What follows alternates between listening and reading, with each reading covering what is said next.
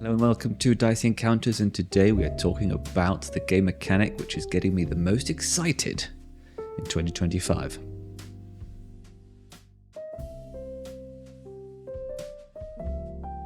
So what game mechanic am I talking about? Well, if you've seen the title of the video or the thumbnail, you will know that I'm talking about something called story beats.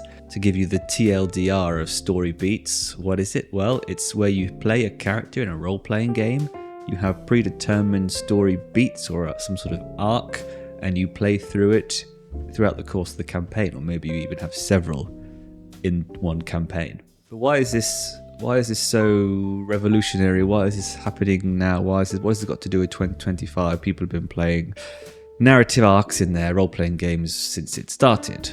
And when some of you think about story beats in role-playing games, you may think of a little game called Slugblaster, which was obviously popularized by Quinn's Quest in his last review that he did, and he did talk about how great the story beats are. Furthermore, I think Quinn's was in a podcast, I'll link on the screen now, but he was talking about how he met someone who was in a D&D campaign. They've been playing it for about 2 years. And he said, "So what's your story arc for your character? Like, what's your character? How have they grown? How have they changed?" And the player was like, "Well, I just play my paladin and I, hit goblins and get loot and save the town." So I think there is an emphasis starting in certain circles, especially in the story game kind of spheres, of how can we incorporate these really satisfying story arcs within games. And of course the answer is to mechanize them, to give the players rewards for doing exactly that, in the same way that games like Blades in the Dark will reward players for playing their class the right way, or they will be playing out their flaws and their traumas and that sort of thing. In Slugblaster, you get mechanical benefits for playing out your story beats. And why is mechanical reward so important? You say, can't we just play? If people want to play out a cool story about their character that they've included in their backstory, and they say, "Hey GM, my character is a vampire and they really want to kill the vampire hunter who has been chasing me for 100 years," that's fine. But also, how many games have you played where there's a player who has a specific kind of snowflakey storyline that they want to go through, and it just doesn't really happen because the GM's got their own story that they want to play out, they've got their own adventure. It always seems like it's not important because, the world needs saving, so what you want doesn't really matter, and it just kind of falls by the wayside, and it's a bit sad. However, in Slugblaster, you have mechanical rewards, and because it's set within 4 beats, everybody at the table knows, oh, you're doing this thing because it's one of your beats, and we're going to help you achieve that thing, and we're going to support you to make sure that you can start on that kind of trajectory. And what I really like about it as well is that some of the beats actually require other party members to get involved, which is, is really cool. So you could be like, do you want to be this person in my story beat, and then I'll be that person in your story beat, and it kind of brings everyone together towards the same goals. And I know that some people don't like the kind of writer's room style role-playing game where you talk out of character about what your characters are going to do and how they're feeling and the kind of arcs that you want to go on. So if it doesn't sound that appealing to you, then fair enough. But I also think that probably in the next couple of years there will be some push, probably even by D&D itself, to have this as an option. Maybe as an advanced option in the DMG, but I think they're going to start incorporating story beats within different classes. This is one for paladins, this is one for clerics, this is one for rangers, etc., etc. And then I think it will be really beneficial for a game like D&D and sort of the trad games where people tend to play the same things over and over again, but it's very gamey, and they need something which is going to make sure that people aren't just playing it as a game, and that they actually bring a bit of story and narrative to their campaigns. So let's go over an example of a story beat in Slugblaster. So Slugblaster is basically about being rebellious teenagers. It's that kind of 80s Stranger Things kind of setting where you're a group of rebellious teenagers. So a lot of the beats are very much within that sphere. And I think what's cool about beats is that you can play off a lot of the trends and then the cliches almost and the stereotypes of the setting, which don't be put off by that, because sometimes stereotypes are there for a reason, and when you're role-playing a character, it's going to be hard to play someone who's super unique, right? So sometimes the stereotypes are actually still fun to play. So keep that in mind when we're going through this Slugblaster example. But pretty much all the beats have this kind of starting situation. This is an escalation of the situation. Then it kind of has a crescendo, this sort of climax, emotional climax, and then there is some sort of resolution at the end. So for example, here you can see the Guts class, which is kind of the tough guy sort of class. So the first beat is you get scouted by a sponsor, become the fan favorite, or get singled out for some kind of reward or accolade. You aren't humble about it, right? Being boastful about something that's happened in the game. The next thing is it escalates, so you've got more attention, more offers, it's going to your head. How do you treat your entourage / crew? So you've got this situation where you're having to role play. Now you're being a bit of a dick to your fellow players, right? But the players know that this is what you're doing. This is why you're doing it. So they know that you're doing it because you're playing at your beats. It's part of your story. They're not going to get annoyed with you, but they can also help you come up with scenes where you can really play this out. Then you have the sort of the climax, the crescendo. You have a big fight with your crew. You choose yourself over them. It eats at you. So you've got this thing where you have this big bust up with your fellow players. And you can see as well, it gives you +1 fracture, +1 doom, and these are sort of Slugblastery things that kind of make the meta situation more dangerous. So there could be interesting ways to incorporate that into your more trad style games where you give the enemy an upper hand because of the way that you're acting and all this sort of stuff.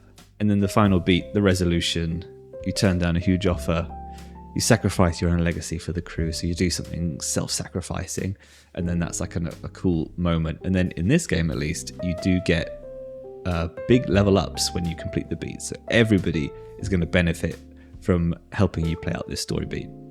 Now, I'm not just saying that you can add it to a different campaign. I am actually trying to add this to my upcoming sci-fi themed campaign. So what I've been doing is I've been listing out the different classes, different playbooks for the setting, and I've been creating these kind of 4 beats for each of the classes.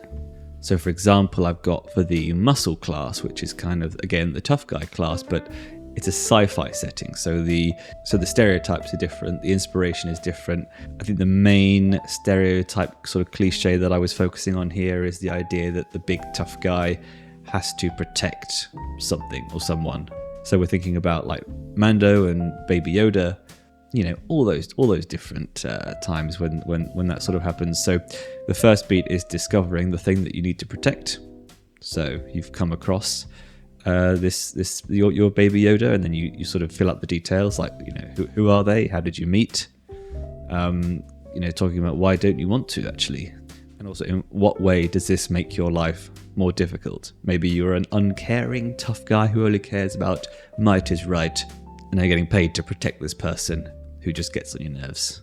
And then beat 2 is that the person you're protecting saves you from danger or is actually quite useful to you, in the same way that Baby Yoda sort of saves Mando. And beat 3, the climax is that they are taken from you, they get hurt, or they turn away from you. Maybe for some reason you've done something that they don't like, which makes them want to run away from you. So what did you do? Who did it? How does your character react to this situation? And then beat 4, the resolution. You're back together. You're ready to take on adventures. How is it resolved? And also, what team-up move do you now have? Maybe there's a mechanical sort of new ability that you and your little friend have. And I'll go through one more example that I've done. So this is for the speaker, so you can probably tell maybe you can guess what setting, what system this is. And this is very much based on sort of Guardians of the Galaxy 2 storyline for Star-Lord, but essentially you run into an old friend or a mentor or father figure. Then the second beat is that the old contact invites you into one of their schemes. So it's kind of they're trying to rekindle the partnership that you used to have. And this is as well where we're introducing someone else could also be a part of this beat. So do you convince anyone else to join you? Do you put your neck out for your old mentor? Do you say, oh, come on, this guy taught me everything I need to know and he really needs help with this score. Like, please, can you just come and help me, help him do this so he can go off into the sunset and have a nice retirement, whatever. And then beat 3, the climax, the score goes wrong, they leave you behind, you know, you're the scapegoat, or they end up actually dying. So it's more of a Yondu situation rather than Star-Lord, Kurt Russell dad. And then the final beat is playing out maybe a funeral for the mentor, or you have a moment with your crew and you realize that actually you've grown since you met your mentor, so you're a better person than they are, or you get revenge for the betrayal, and then that also invites your crew to jump in and sort of back you up. So why do I really think this is going to be sort of one of the best role-playing game mechanics in 2025? Was that just clickbait? No, it wasn't. I actually think for many, many years people have been playing their role-playing games, and all of the role-playing that they do, all the character growth that they do with their characters is either it's in the backstory or it's the chewing scenery between raiding dungeons, or the GM lets you have a little in-game conversation with the rest of the party around the campfire and the tavern, and that's kind of it. And actually I think a bit of a tangent, but I think that video games are to blame a little bit here. I think a lot of role players are gamers, and they are used to playing characters that are very much in a game, and the story takes place in cutscenes or in dialogue screens, and that's kind of separate from actually playing the game. I think if you came at it with other media in mind, such as films and books and TV shows, I think people would be more interested in role-playing these scenes and having a character that actually changes as they do in other media, not video games. And I really think introducing story beats into your campaign would give the players not only an incentive to have character arcs, but they'll look back and they'll see, oh wow, my characters changed from how they started. It was really satisfying and everyone got to have a cool moment. The party feels like they're closer together, and that could be as satisfying as taking down that lich or whatever it is that you get out of playing role-playing games. And that's it. That's what I think about story beats. If you think that sounds interesting, maybe check out Slugblaster and have a little look-see. Maybe do a bit of homebrewing of your own. But I can definitely see more and more games taking this on and following in its wake.